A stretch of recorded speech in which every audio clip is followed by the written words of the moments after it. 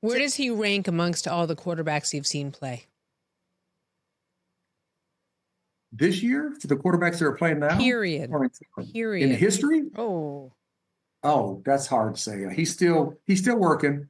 I think the best quarterback that I have ever seen in my time frame was Dan Marino.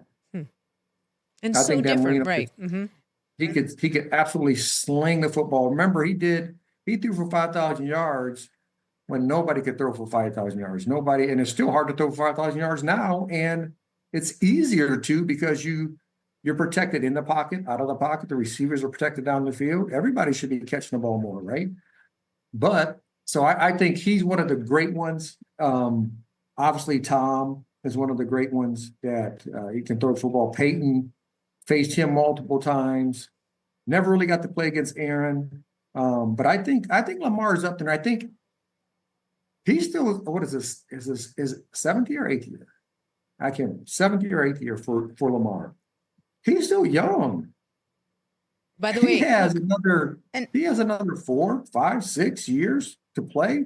He's gonna shatter the rushing record for quarterbacks in the National Football. He's gonna shatter that. Yeah, and he's going to be the best running quarterback in the history of football, even though I think Michael Vick is still one of the greats. But Michael Vick didn't play in this system. He played in the West Coast system, and he had to make his own runs out of thin air, where some of these runs for Lamar are design runs.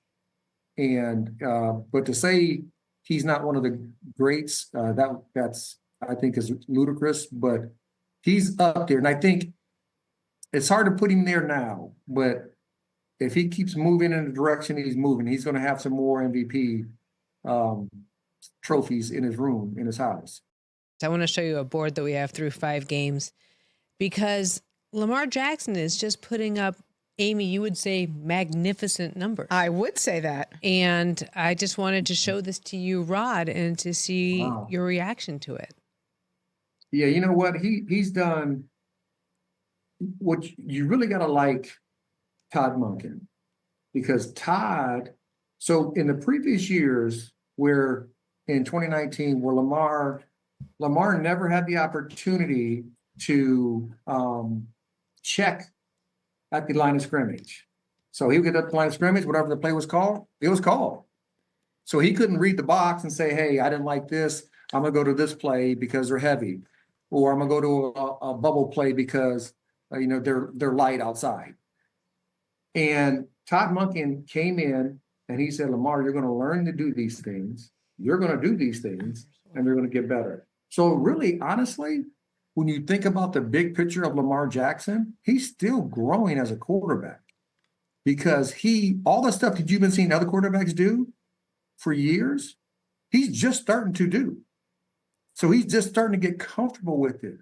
And what's kind of scary is he is getting comfortable with it. And that's what makes it scary, because I think his growth is going to be tremendous as his receivers are really good players, the tight ends are, the running backs can catch out of the backfield, and he trusts every single one of them. That's what I love about Lamar. It's not like he's going to find that one guy over and over and over. It's kind of like Mark Andrews 3 years ago. We know every time Lamar dropped back, he was going to throw that ball to Mark Andrews. He wasn't going to find nobody else.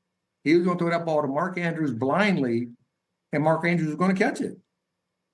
But now he distributes the football to everybody, and you have a running back, and he can make his audibles at the line. But now you have a running back who can take that pressure off of him while running. He's going to throw the football better, and he has been.